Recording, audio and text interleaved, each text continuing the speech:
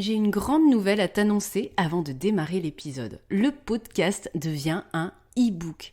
Pour ce volume 1, j'ai rassemblé toutes les notes du podcast sur les épisodes consacrés au public.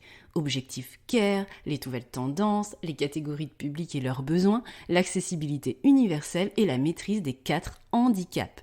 5 parties, 3 chapitres, 2 focus, mais aussi 12 défis à relever.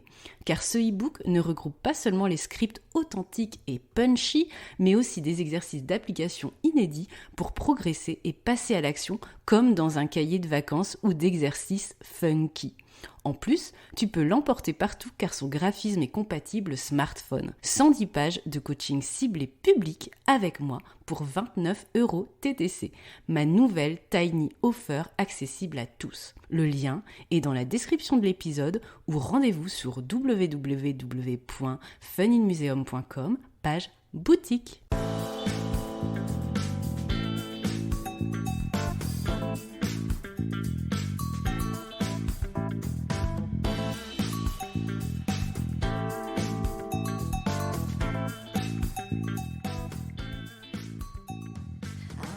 Bonjour à tous et bienvenue sur le podcast J'ai l'œil du tigre. Je suis Claire, la muséographe et scénographe de Fun in Museum. Mon métier, c'est d'aider les musées, les équipements touristiques et tous les professionnels du patrimoine à trouver des solutions pour booster, rendre waouh l'expérience de leurs visiteurs. Chaque semaine, je vous donne les stratégies, les astuces et surtout de la bonne humeur pour réinventer avec moi le monde des musées, les rendre plus fun et vraiment accessibles à tous. Alors mettez-vous à votre aise, installez-vous confortablement et c'est parti pour l'épisode du jour.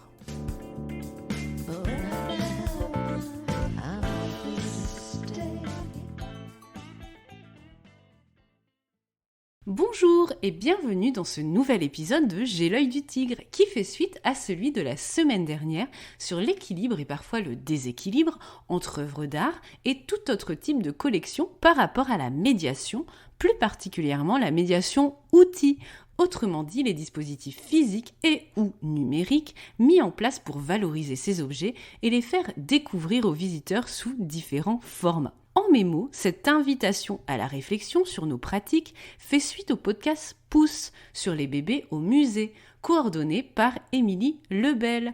Lors des débats, il avait été question, lors de la réflexion sur la médiation à proposer autour des œuvres, d'un dangereux glissement vers le parc d'attractions. Cette peur du parc d'attractions, je la croise très régulièrement dans les projets de création ou de rénovation d'expositions dont je m'occupe.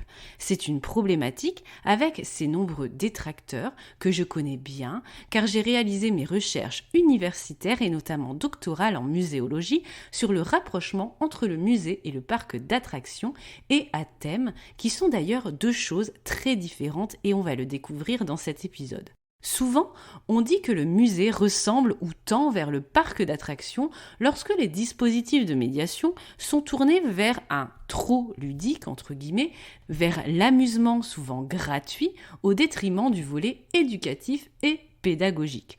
On parle aussi parfois de Disneylandisation et de dérive du musée donc. Dans l'épisode 37 de J'ai l'œil du tigre, je vous parlais déjà de cette fameuse Disneylandisation des musées et du monde, de ce qui s'y cachait concrètement. Qu'est-ce que Mickey et Disney avaient à voir là-dedans ? Est-ce que c'est justifié de le mêler à tout ça, le pauvre ?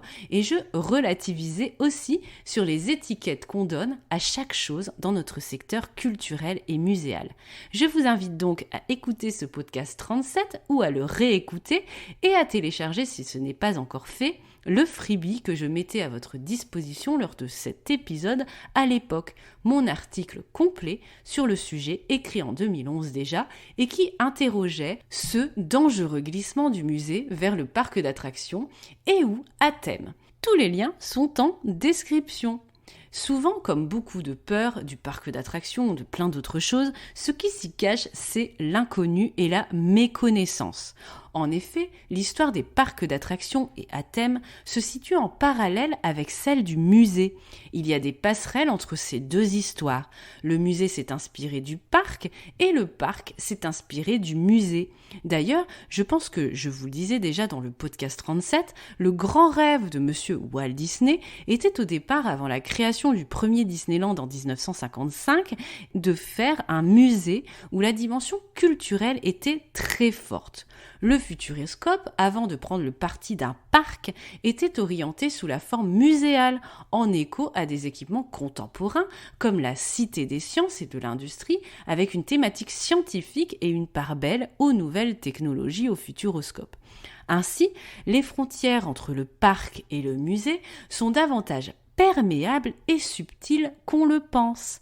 Certains parcs eux-mêmes possèdent des collections et se revendiquent une mission d'éducation, notamment culturelle, en proposant aux visiteurs de s'amuser en apprenant, tandis que certains musées souhaitent que le public apprenne en s'amusant. Parfois, l'inversion entre ces termes « apprendre en s'amusant » et « s'amuser en apprenant » n'est d'ailleurs qu'une manière de communiquer pour l'un et l'autre, et lorsqu'on analyse en profondeur les aventures proposées, elles sont souvent très proches dans le positionnement des curseurs. Ludique, décor, storytelling, immersion, high-tech, pédagogie, collection et vraies choses, etc., y compris avec les décors de carton-pâte ou des objets vraiment vrais qu'on peut aussi trouver dans les parcs.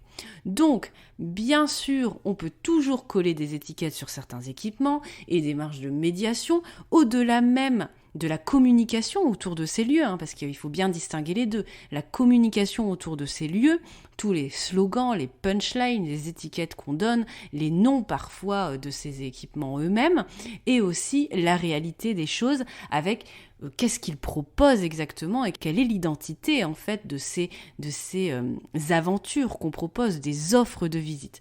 Donc, penser qu'il y a un côté obscur de la force avec les parcs d'attractions et à thème, bien souvent, en fait, coller ces étiquettes, ça reflète donc une méconnaissance des concepts et surtout de nombreuses fausses idées. Le concept de parc lui-même possède une très grande variété d'ailleurs qu'on rassemble sous l'étiquette large de parc de loisirs. Il y a une variété sémantique, thématique et typologique. À titre d'exemple, on parle de parc de loisirs, de parc d'attractions, de parc à thème, mais aussi de parc archéologique, de parc préhistorique, parc zoologique, animalier, scientifique, de découverte, culturel, récréatif, etc. Donc énormément de champs lexicaux autour du parc avec la grande étiquette parc de loisirs et ensuite différentes ramifications. D'ailleurs, il existe 4 pôles et catégories si on en proposait une classification thématique. Premier thème et catégorie, la nature. Et c'est d'ailleurs l'origine des parcs. D'abord un espace naturel avec des jardins d'agrément, et ça renvoie au Vauxhall, 1661, à Prater de Vienne, 1766, et au fameux Tivoli, 1795, avec ensuite les jardins, les aquariums, et ensuite les parcs animaliers. Deuxième catégorie de ces parcs, le sport, avec les parcs aquatiques, les parcs sportifs qui nous intéressent un petit peu moins et qui sont très éloignés des musées. Troisième catégorie, la catégorie fêtes, avec l'histoire des fêtes foraines dont il existe souvent des va-et-vient avec l'histoire du parc, mais aussi l'histoire des musées, l'histoire des cirques, de Barnum, ces fameux musées avec des monstres, avec des créatures étranges, etc. D'où découlent les parcs d'attractions, dont le premier en France est Bagatelle en 1955, contemporain au premier parc Disney finalement. Donc, troisième catégorie, la fête. Quatrième catégorie des parcs, c'est la culture et c'est là que tout se joue, avec notamment les parcs à thème. Donc quand on parle de parcs à thème, on est plutôt dans la catégorie culture, alors que parc d'attractions, on est plutôt dans la catégorie fête. Vous voyez déjà la subtilité entre les deux. Et les parcs à thème, ça renvoie au modèle de Disney justement, où là, la ressemblance avec certaines démarches et structures muséales ou assimilées est beaucoup plus juste. On ne devrait donc pas parler de la peur du parc d'attractions, mais plutôt de la peur du parc à thème. Donc voilà pour la classification thématique des parcs. Il existe aussi une classification par génération de parcs, proposée entre autres par Robert Lancard. Première génération donc, les parcs forains, avec un rassemblement de forains indépendants dans un lieu commun à un moment donné. La deuxième génération de parcs, ce sont les parcs d'attractions, avec un rassemblement d'attractions sur un territoire de manière permanente cette fois. Par exemple, les Luna Park, etc. Troisième génération de parcs, les parcs à thème. Rassemblement d'attractions sur un territoire de manière permanente, possédant un thème commun qui unifie le parc. C'est le cas du parc Disney en 55, mais aussi du parc Astérix, etc., etc., avec un modèle qui va se développer particulièrement dans les années 80, qui est vraiment la génération du déploiement des parcs à thème. Quatrième génération, les parcs de spectacle de type Universal Studios à Hollywood, parcs ayant pour activité principale l'organisation de spectacles, et pensez aussi au Puy du Fou par exemple. Cinquième génération de parcs, le parc de simulation interactive, un parc qui propose des attractions multimédia ou en lien avec les nouvelles technologies, pensez au Futuroscope notamment. Donc on peut voir dans la classification thématique en mémo 1. Catégorie nature, 2. Sport, 3. Fête et 4. Culture, avec notamment le lien avec les musées et notamment autour des parcs à thème. Pour les générations, première génération parc forain, deuxième parc d'attractions, troisième parc à thème, quatrième parc de spectacle et cinquième génération parc de simulation interactive. Pour aller plus loin maintenant dans notre réflexion et analyse des concepts, je vais vous donner quelques définitions de parc à thème, puisque c'est là où que la dimension culturelle est jugée plus forte et donc plus proche du musée qu'un parc d'attractions qui se situe plutôt dans la catégorie fête. La CIPAL, Compagnie internationale des parcs d'attractions et de loisirs, propose la définition suivante sous les termes d'Eric Boult, qui était PDG à l'époque. Un parc de loisirs, conçu sur le modèle de Disney, est un lieu où l'on peut à tout âge et en famille se distraire, s'évader, oublier le quotidien, s'émerveiller, enrichir ses connaissances générales, s'arrêter sur le passé ou imaginer le futur. Si les sensations offertes sont propres à de nombreux autres spectacles et divertissements, la nouveauté vient de les avoir toutes réunies en un seul lieu et de les proposer en libre accès pour un montant forfaitaire relativement bon marché par rapport au temps passé et au nombre d'attractions et d'aventures, partager des moments forts et de détente et d'émotion. L'utilisation d'un thème permet donc une bonne identification du produit, mais aussi d'apporter une cohérence à ce qui pourrait n'être qu'une simple juxtaposition d'attractions. Donc vraiment un lien avec ce thème. Une définition finalement plus provisoire qui était proposée par Essartel et Rochette dans un ouvrage très très intéressant qui s'appelle « Des mondes inventés, les parcs à thème », on nous disait la chose suivante, les parcs à thème sont des espaces urbains à vocation commerciale où les ressources de l'architecture, de l'art et de la technologie, notamment des technologies dites de communication, sont mises au service d'un projet culturel au sens large, cohérent, unissant des attractions susceptibles de satisfaire un large public en lui procurant plaisir, émotion, tout en enrichissant ses connaissances générales. Et ensuite, vous avez aussi une définition intéressante proposée en 1987 par Travis. Un parc à thème est un parc de loisirs commercial de grande dimension qui comprend ordinairement plusieurs sections de présentation thématiques à l'intérieur et à l'extérieur, des activités, des amusements et des animations, avec aussi des services alimentaires développés, des boutiques et des services aux visiteurs. Les thèmes peuvent être historiques, géographiques, sociaux ou en relation avec une société future ou avec l'avenir d'une industrie. Jean-Michel Puydebas proposait quant à lui une définition courte du parc à thème allant à l'essentiel, un équipement de vulgarisation culturelle ou scientifique qui traite d'un thème donné. Et là, on n'a pas forcément le regard avec le côté commercial. Mais il ne faut pas oublier que ce côté marketing commercial, c'est un débat aussi autour du musée avec toute cette dimension non lucrative de l'autosuffisance, etc. Donc vous voyez, finalement, il y a différents termes qu'on retrouve: émerveillement, culture, le fait de proposer un produit, une cohérence autour d'un thème. Donc on sent vraiment que dans les définitions, déjà, on est très proche des structures muséales telles qu'on peut les décrire et avec les enjeux contemporains aujourd'hui en 2022, mais également il y a plus de 10 ans. Je voulais aussi vous partager 2 statistiques intéressantes. 46% du public visite les parcs à thème dans une optique culturelle contre 54% pour se divertir. Ce serait intéressant de comparer ce chiffre avec les motivations de visite d'un musée. À l'inverse, 97% du public des parcs d'attractions y vient pour se divertir. C'est normal, on est dans la dimension fête, on est dans complètement autre chose par rapport au parc à thème où la dimension culturelle est beaucoup plus forte. Donc finalement, la peur du parc d'attractions et du parc à thème se situe dans le curseur de divertissement. Est-ce que le divertissement est l'un des objectifs d'un musée et d'une exposition en 2022.